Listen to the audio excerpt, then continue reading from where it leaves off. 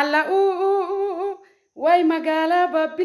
babbile hundi hordoftoonni khiyya gurraas qaba waan ajaa'iba takkaan isiniima waan magaalaan babbile gooteen isiniima gurraas qaba warri nu hordoftan cuftinu paartii badhaadhinaa taatanii ilmaan oromoo haala jirtan keessa jirtan hundinu ashama jirra jirtu ilmaan oromoo qaqqaalee fi gaggaarii hordoftoonni daaboo babbile tana man cabsine hamile namni naman galatoonfanne rabbiilleen galatoonfatu magaalaa baabbilee tana hooggansa magaalaa baabbilee jiru kaantiibaa magaalaa baabbilee obbo Najjaash Abdurrahmaan irraa eegalee qoree shanan isaa dabalatee hojjettoota mootummaa hunda arra galatoonfachuuf hin deema namni bakka irraa ka'een beeyne galmalleen ga'u sadarkaa kanaan nageessee magaalaan tunii fi paartiin badhaadhinaa guutuunu bakkatti namni bakka irraa ka'e irraanfachuu hin qabu takka dubbadheen beeku waa'ee magaalaa baabbilee tana waan biraachuun deemu waan ajaa'iba magaalaan baabbilee keessa dalagameen isinii himuu deema kanaafuu hundi keessa warri lafaatii godhu jirtan kaantiibaa magaalaa baabbilee irraa eegalee galatoomaan isiniin jechuu barbaada kalamada ammoo magaalaa baabbilee yaa magaalaa misooma wayi badhaadhinni Najjaashiin durooma injiineerri hundi galatoomaa ya magala babbile ya magala misooma wayi magalaan Najjaashiin durooma injiineerris hundi galatooma hojjetaanis hundi galatooma hundi keessan hundi galatooma abbaan qabeenyaas hundi galatooma hirmaattonnis hundi galatooma ni daawwanna magaalaan baabbileessa yaa magaalaa godinaas ta'uuf teessa Ahmad Najjaash injiineer Miikii Ameerikaas bulchuuf teessa injiineeronni keenyaas hundinuu injiineer Ahmad irraa eegali injiineeronni magaalaa tana keessa jiru injiineer Miikii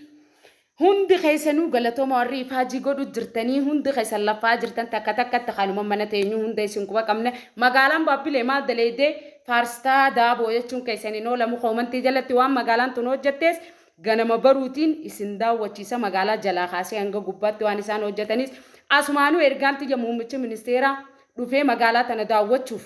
qophiirra jira manaa maanis harkeen jira hiis qubaan qaba sadarkaa guddurra magaalaan baabbilee urjii bahatan taate saga wanni ajaa'ibaarra jirti osoo nararii deemu leenci waatiyoo nyaate bokkise leenca maaltu bokkise injiineer magaalaa baabbilee yaada keemmanaamaa na bochise garbuu balasha godhi shukultu malee naana kaawini dubbii zamanaama Ahmad Najjaash Jakasi male kutri rankaini teessan dubbiin oluma jibbitu jaalatule leenca maal gooti hakkatee diibaayyettule leenca maal gooti sareen akkatee diibaayyettule oromoo maal gooti fannoon akkatee diibaayyettule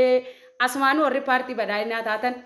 yoo namni galata qabaatee namni hujii isaatiin yoo hamuudamutee hee arra magaalaan baabbilee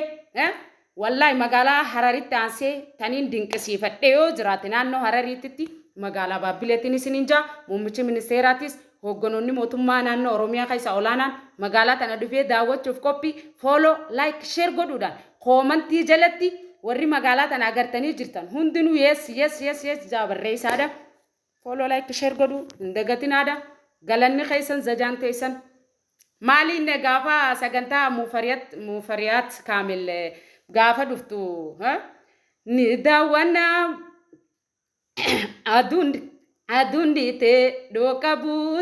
adundite dokabute injinarotas ya babbile hojjattoonnis way barana wanta fuute arra fuute maal guyyaa san fuute miti hunda sheer godhaa hogganoota irratti ni jirra jaabarreessaa warri paartii badhaadhinaa hogganoonni keenyas magaalaa Najjaash kaantiibaa irraa eegali namuutu azalatti hijirraaf shirjaa hordoftoonni immoo warri faarsee bulaa jettanii waan adda addaan aan jettan arbaa fi saree waliin loltu ani arba hamma mootummaan badhaadhinaa jirutti Inshallah hanga yoomal qiyaamatti aangoon Oromoo harkaa isin baatu nuti arba saree wajjin haasawaa hin qabnu. Baay baay isiniin jaaladha.